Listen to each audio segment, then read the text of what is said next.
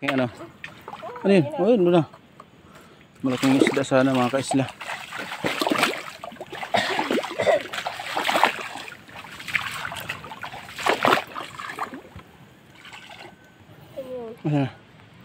Gumagalaw-galawin para yun, tinamaan ba? Da, kung tinumaan. Eh, hindi tata tinamaan eh. Sinablayan mo naman. Ito, siguro. Ayun ano. Tinamaan oh. Oh, dito. Nandun na. Sinura. Initak na, hindi pa rin tinamaan. Ito. Saan na? Ayun, yun oh. Ayun. Yun na. Ay, tinamaan na.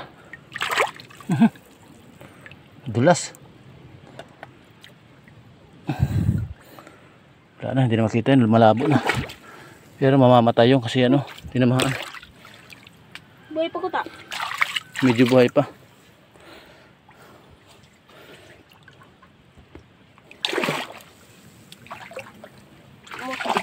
Sayang. Oo. Meron dyan. May mga bagongo na rin pala dito. Ito kuya. Ano yan? Paro-paro. Burst pato. Katakas. Ano na? Yun na. Yun na. Daming marparo. Ang dami isda oh. Saring. Lalaki nila. Patuyo-tuyo na kasi. Kaya naglabasan na yung mga isda. Marami sila. Pinatuyuan namin kahapon to.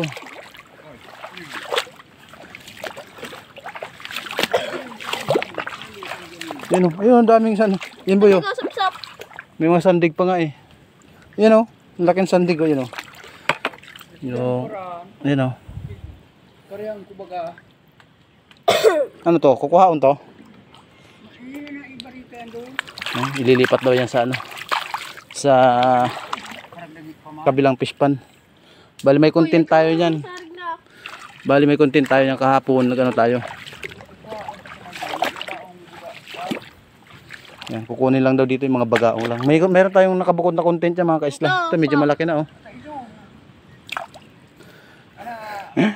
Papunta yun dito yan yung Ipaw. mga bata. Hindi sana. Dapat amay. Matutunog pati yung mga batang yun. Matakma yun. Eh, sinaraduhan namin kahapon mga kaisla. Yan, oh. Yung net na yan.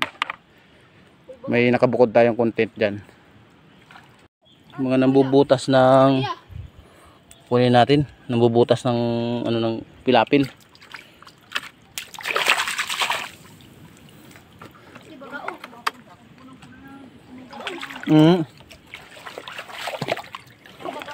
Daming isda oh. Pinatuyuan namin kahapon to mga kaisla.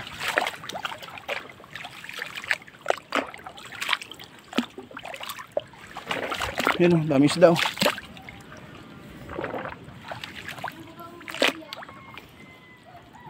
Bagongon hanapin natin. Hayaan mo yung mga bagaong dyan.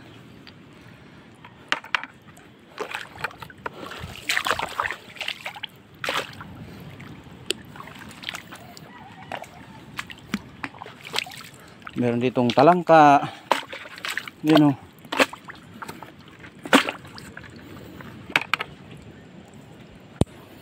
Talangka mga kaisla.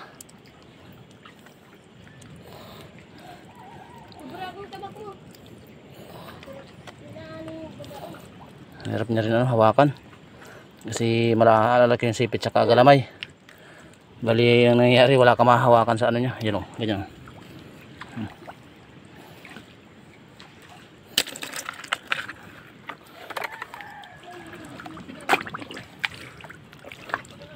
Walang bagongon dito. Nagtago na.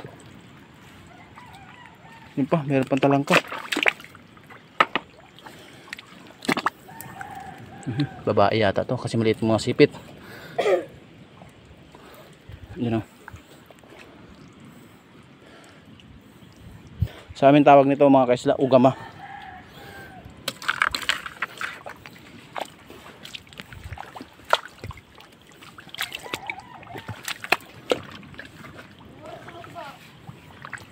Dami isda. Natuyuan na kasi.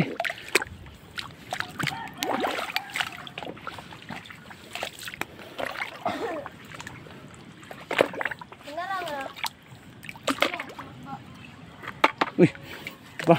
Patay na ata to. Ay, buhay. Ito pa, oh. Ay ko, nangangiipit. Diba? Ito, talangka. Ang dami ng talangka, oh.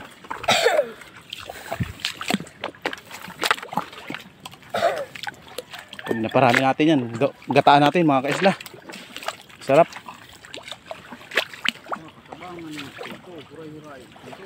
So, kang kandar kape dyan? Ha? Kang kandar kape?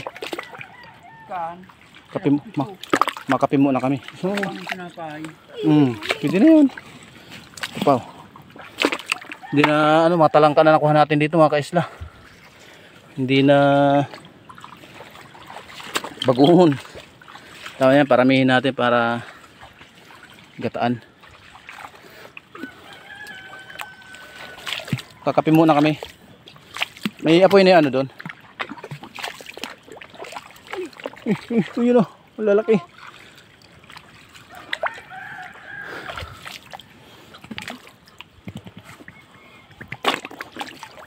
Yun o.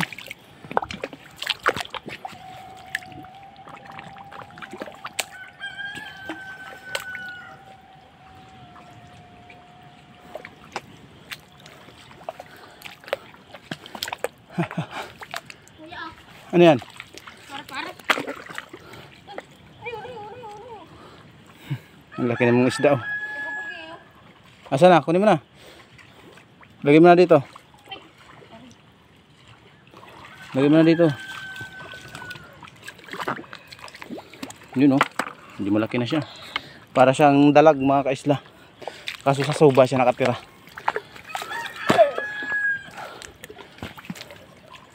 So ayan, uwi na tayo mga kaisla dahil mag-uumaga na. Ayan, oh.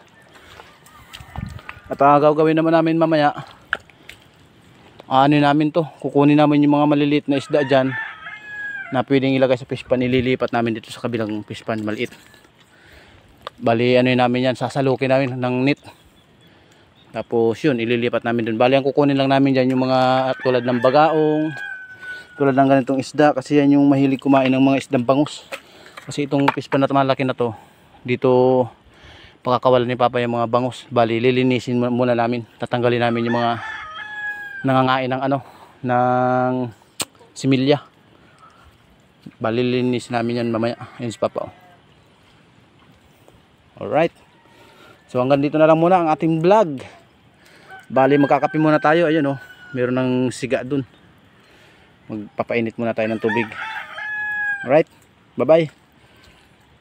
Bali ito nga pala yung huli kuha natin mga kaisla ng mga bagungon. Medyo marami na rin. Umabot din ng kalahating balde.